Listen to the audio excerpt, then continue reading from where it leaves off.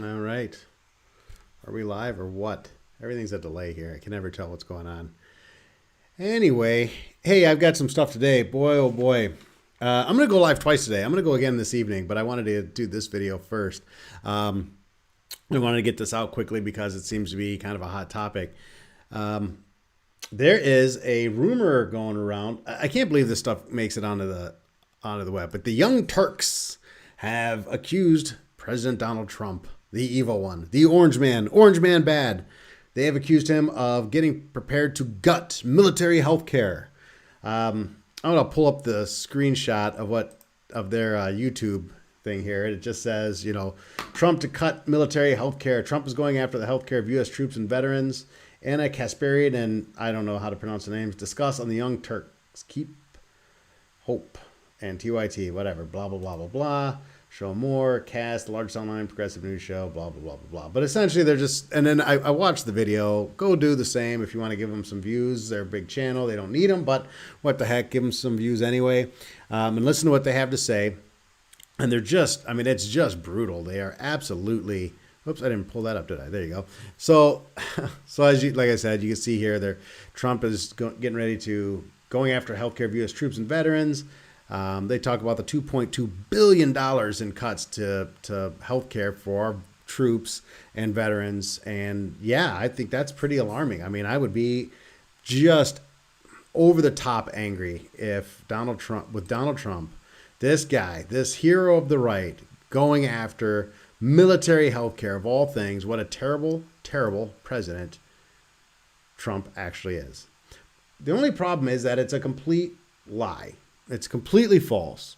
And what's really disturbing to me is, and I'm going to get into some articles here, but what's really disturbing to me the most is how believable it all looks. So basically, if his lips are moving, he's lying. Donald Trump is a lying, stupid POS. Republicans hate our troops, always have.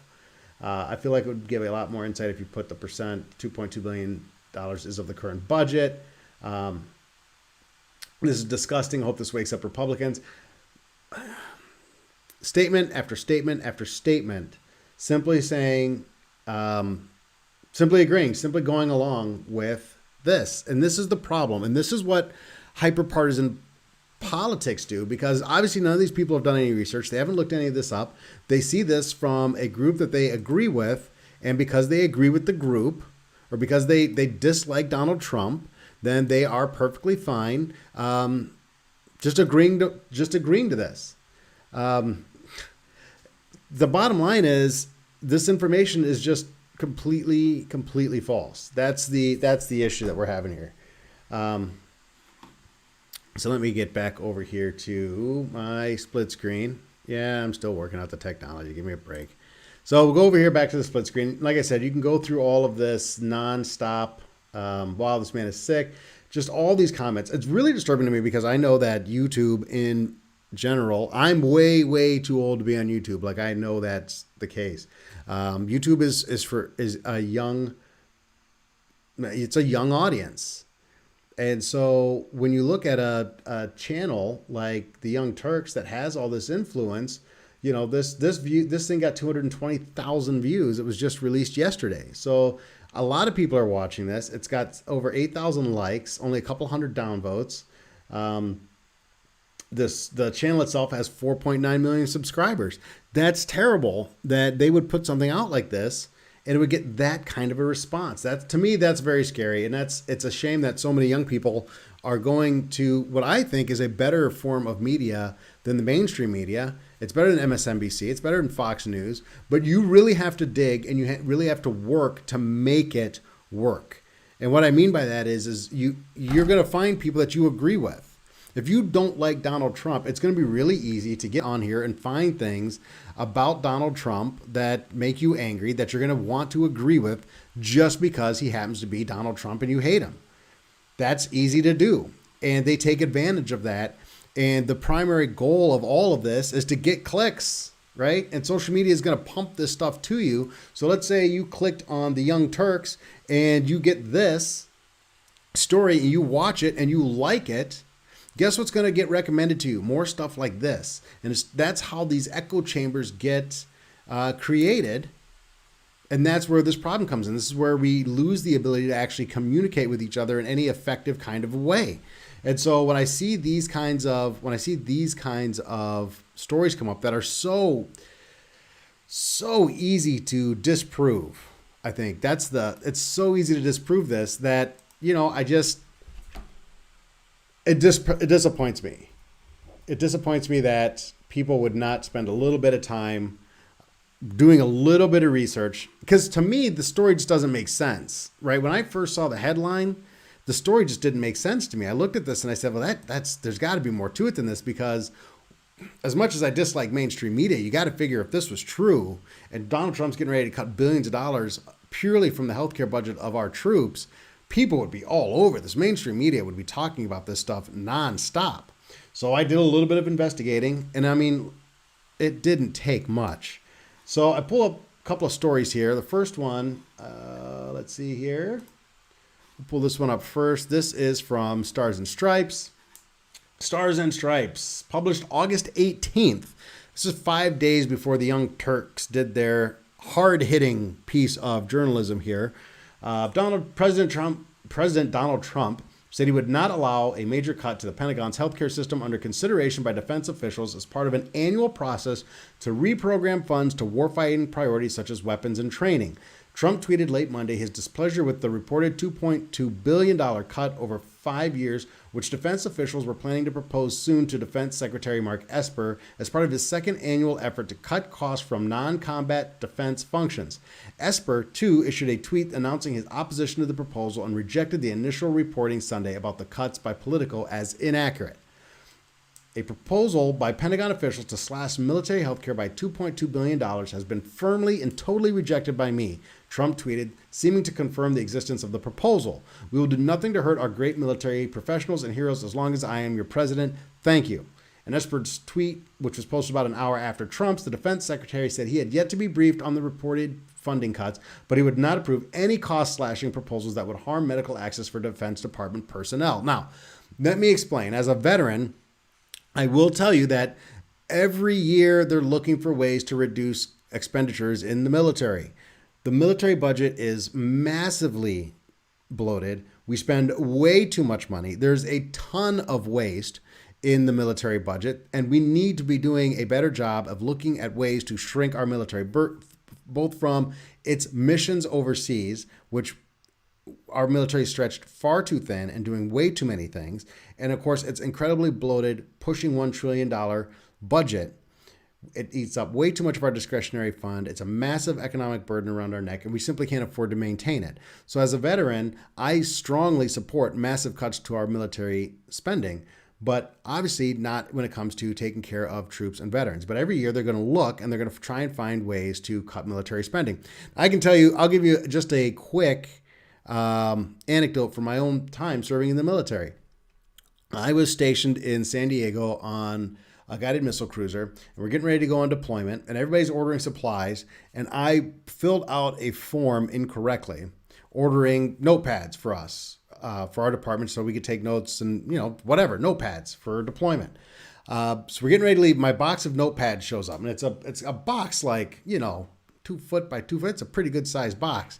And I open it up and it's full of packing paper. I dig through it. It's shipped all the way from Norfolk, Virginia out to San Diego. It's got one notepad in it.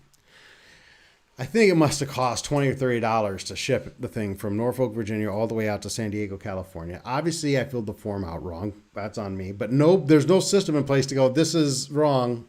This is wasteful. We shouldn't do that. There's a ton of waste in the military. Let's not pretend that there's not, okay? Let's not pretend that our military is doing things that it doesn't need to do, and that there absolutely does need to be cuts made. But the idea that Trump is going to come out and cut $2.2 billion in healthcare from the military budget is ridiculous. And moreover, it's a flat lie. So we'll take a second look. So that's Stars and Stripes. Maybe you're going to say Stars and Stripes is, biased or whatever you want to call it. So we'll go into another article. This is from Military Times. Trump shoots down Pentagon proposal to cut troops' health care. President Donald Trump on Monday assured troops, retirees, and family members that he would not be approving a $2.2 billion cut to the military's health care budget. In a tweet, the president responded to a political report posted Sunday, alleging that the Pentagon has tasked several organizations that oversee military health care to cut $2.2 billion over 5 years. Officials who spoke to Politico on the condition of anonymity argued that the arbitrary cut, which would offload some 9.5 million troops, retirees, and family members onto the private sector, would have a detrimental effect on care. Now, this is Politico reported post alleging that the Pentagon has tasked several organizations that oversee military. That's not true either. So the Politico report wasn't true. All they do in these budget reviews is say, here's a place where we could cut funding. Here's a place where we could save some money. They're going to look at all kinds of different things, including healthcare. Every place where they feel like there's an opportunity to reduce expenditures, they're going to look at that.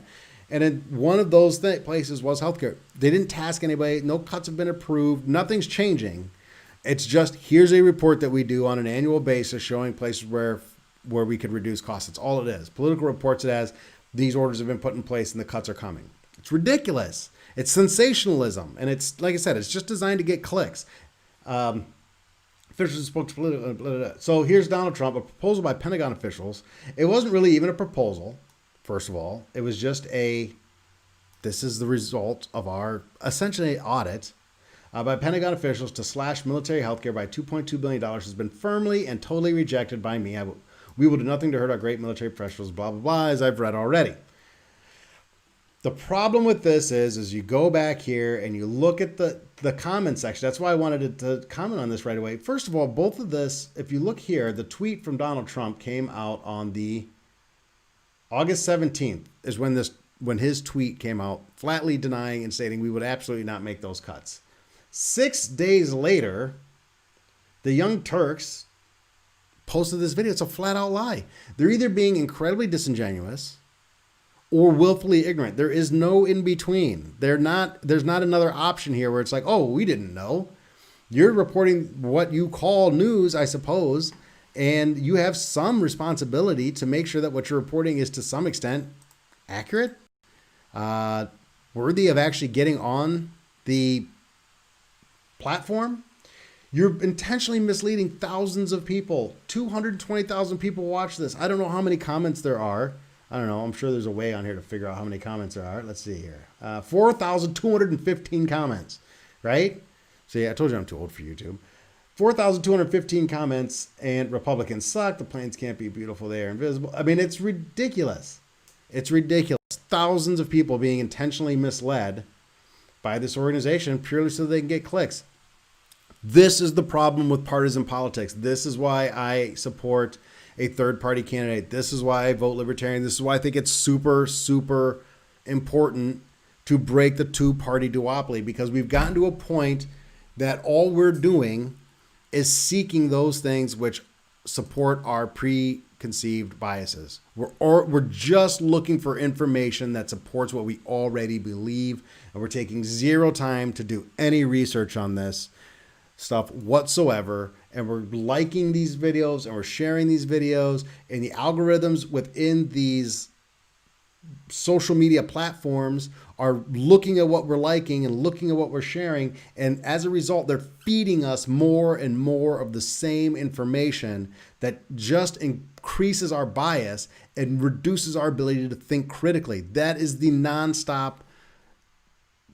It's the endless cycle. That's the endless cycle of social media. You like this, you share this, you get more stories like this. And all they do is reinforce your bias, because their primary purpose in life is just saying, we are going to feed you more information that we think you'll click on, whether that information is true or not. And you have unscrupulous people like this particular story from the Young Turks. And I'm not super familiar with them, so I'm not trying to bang everything that they've ever done.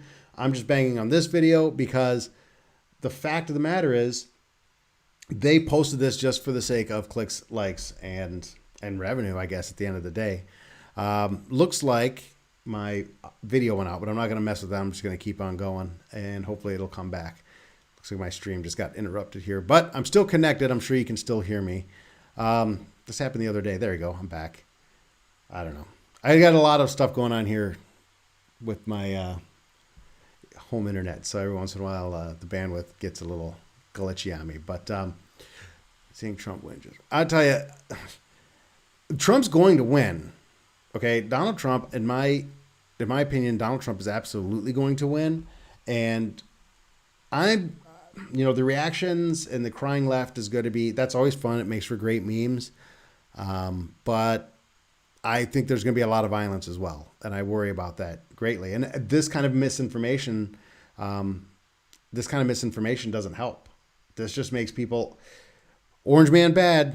It's Trump derangement syndrome. People just hate him. And he's a bad president. I'm not voting for him. There's plenty of reasons to dislike Donald Trump. You can look at my prior videos as videos about why we should be voting Joe Jorgensen, where I take down Trump and Biden and say this is why neither of them can earn my vote, and this is why I'm voting for Joe Jorgensen. But this kind of hatred is what leads to violence and divisiveness. This kind of hatred is what makes it virtually impossible for us to speak to each other and to learn from each other, and that's a major problem. So my goal with this channel is to continue to try and push through that and try and present as unbiased a view as I possibly can. Thank you guys for coming by. I'm going to get off of here. I will be back on this evening. I'm going to be talking about a few different things, but COVID response, the riots that are taking place right now and over the weekend in Kenosha, the shooting of another unarmed black man in Kenosha that's led to a lot of violence. I'm going to talk about the violence taking place in a lot of cities across the United States right now and how this is continuing, and we're well over 80 days in Portland. So I'm going to be talking about all of that this evening. 7 o'clock Eastern time is when I plan on coming on. I will set that stream up for...